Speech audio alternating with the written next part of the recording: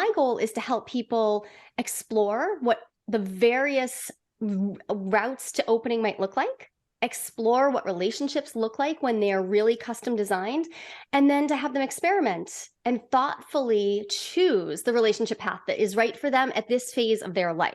I think it's super important that we increase sex positivity across the board, right? So ideally, creating more spaces where people can be exposed to what it's like to be held in a truly sex positive space, meaning what you say here is acceptable. Our actions, not every action can be acted out in real life and be acceptable. We don't want to harm others, for instance, but talking about things, talking through our fantasies and having that held for us in a really nurturing way can be a breakthrough moment. It can help people who really don't have spaces to appropriately share their deepest self, bring that out for the first time. And I don't think it's at all uncommon to do that with somebody who's professionally trained, whether that person happens to be a sex worker, a model, whether that person's a therapist, whether that's your hairdresser, right? Somebody who has been practicing for a long time, holding what I would call not safe space, but sacred space. Like what you're saying, what you're expressing here is in this container. What I would love to see is for people then to be able to transfer that skill into more of their life. So ideally, it would be a jumping off point for them to then model the ability to hold their partner's fantasies and therefore create more of that at home too, wherever home is.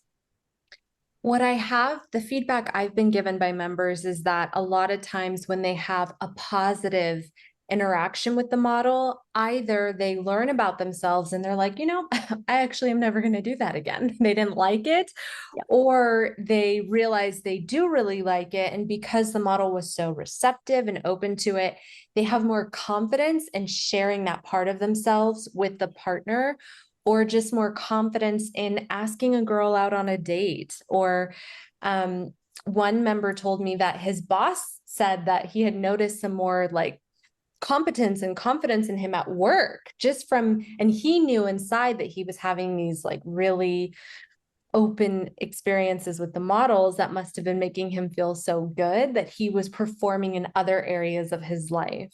Yeah.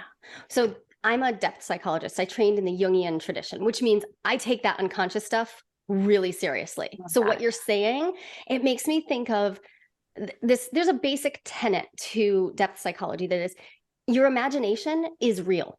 It is real. And so having a space to really explore your imagination would give you access to more of yourself. And therefore, yeah, it makes perfect sense that that would then create a true engagement, an alignment, like a full yes inside of me, where I'm no longer tearing myself into pieces and trying to only show the acceptable parts outward, which could absolutely translate into increased confidence and competence in all sorts of areas. Not to mention the fact that when we're having pleasure, our lives generally get better. So if we're just experiencing pleasure, whether that pleasure is in liberation and freedom, or whether it's in basic sexual pleasure, all of that is going to be an upswell of psychological energy. I don't draw any sort of hard line around like, well, this is sexuality work and this is like the rest of your psychology. There's no line there. There really isn't a line. It could all be the same thing. But a long time ago, in a particular conventional Western tradition, we drew a line and we chopped it off and we separated sexuality as if it's different from the rest of your psychology. But who says? I love that. I'm curious, I feel like as much as we try to separate ourselves from our sexuality, we are also all secretly like obsessed with our sexuality and other people's sexuality and sexuality as a whole. As you can see, when people want to get their sales up on something, what do? They sexualize the product, they sexualize the marketing, because sex does sell. That's a fact. Okay. Yes. So we know through how things work that we are all very much almost obsessed with our sexuality, but we pretend like we're not and we don't talk about it.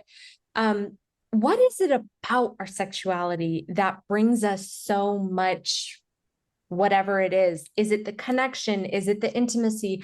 What is that? What need is being met with Mm. sexuality? Oh, it's such a multifaceted question. Part of me wants to answer it from like a purely psychological perspective and say, well, if we take like an old school Freudian perspective, right? We could just say, hey, what we repress wants to be expressed, right? So our culture by and large, like all of modern contemporary Western culture has just suppressed the heck out of sex and then used it to sell. So we've been trained this way. On the other hand, if we look all the way back to ancient mythologies across many cultures, there's sex, there's the obsession with sex. Like so take Greek mythology, just to be really simple. Most people have a basic understanding of the Greek pantheon. Aphrodite just like sits there pulsating, drawing our attention. Even when we're little kids, we'll turn our attention. So I think there is something innate and from my perspective, I would call it archetypal, that draws us toward the sexual. Even those of us who are repelled by it, right? Like even if you're repulsed or repelled, there's also something drawing you. It's just drawing you like a reversed magnet. Like the draw is to push away. So there's just so much energy attached to it, which makes sense. Biologically, it makes sense that we would have high motivation to be interested. And everything in our culture continues to reinforce it, reinforce it, reinforce it. I have no idea what happens if we truly embrace full sex expression. Maybe we all calm the heck down a little. I don't know. I think that's a long way out. I don't think I'm going to live to see it, unfortunately. But it is curious because I think every one of us is having a different set of needs met through every sexual exchange we have.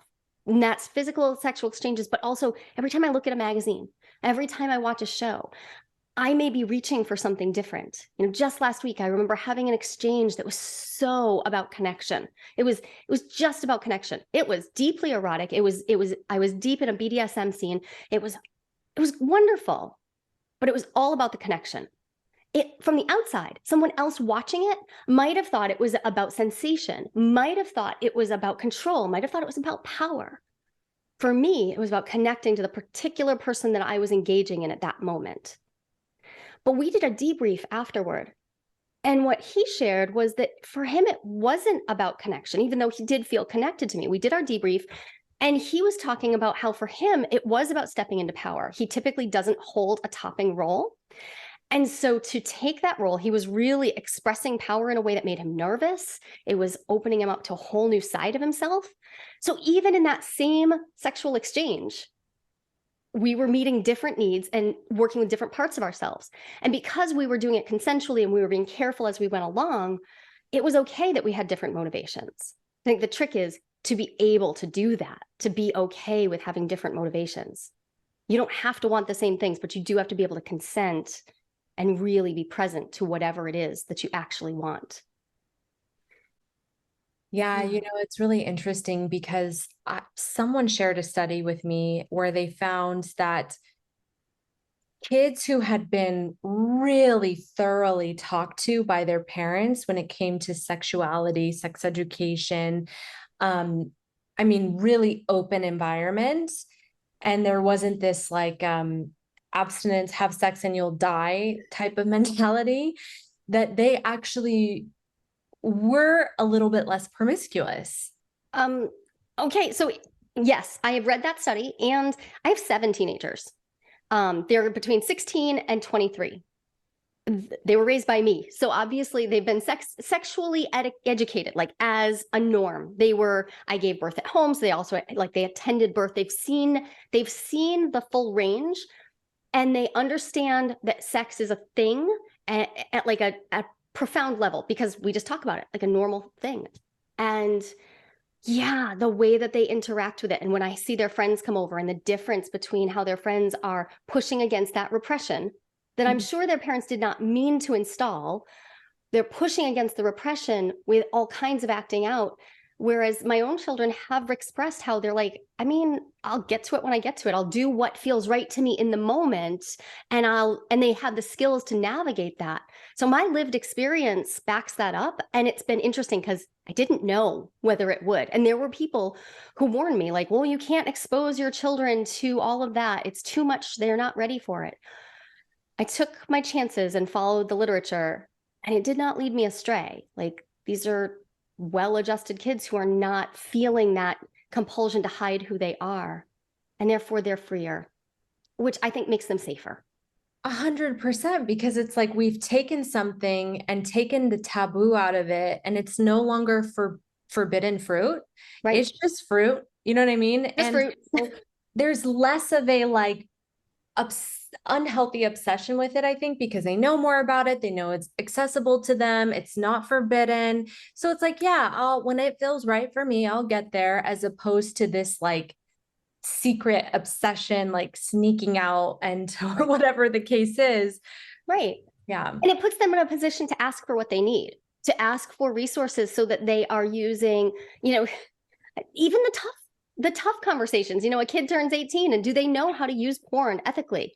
Do they know how to do that? Hey, you know what? That's part of sex ed. That's part of what I see my job as. When they are exploring, do they have access to the safety procedures that they should? Like, do they know what they are? By putting that in their hands, by empowering them, what I love is not just that they're safer though, but that they just talk to me about it. It's just normal. These aren't talk. We don't have the talk. It's just a thing you can talk about in our house. I'm finding that many people are ready to have a conversation about how we use a site where I pay for someone's time, I pay for someone's attention, right? Like, that's actually clear. And I'm finding more and more people are able to have a really rational, calm conversation about what the place of that. So a site like Live Jasmine, like, how do I interact with these people ethically, kindly? How do I make that part of my life? And how do I honor whatever relationships I'm in my regular day-to-day life? How do I integrate that sort of use? I'm finding that more people are able to have that conversation and struggling with, what is this thing I'm doing when I'm dating and I'm swiping? Am I connecting, or am I not really feeling anything? And there's somebody I've worked with in the past, a fellow researcher, is doing some work in mindful dating. And that, I think, is probably the next wave of interest for me, and how we handle digital connection. How do we really treat this digital connection opportunity we have with all the care it deserves? So that's Dr. Marie Tuen.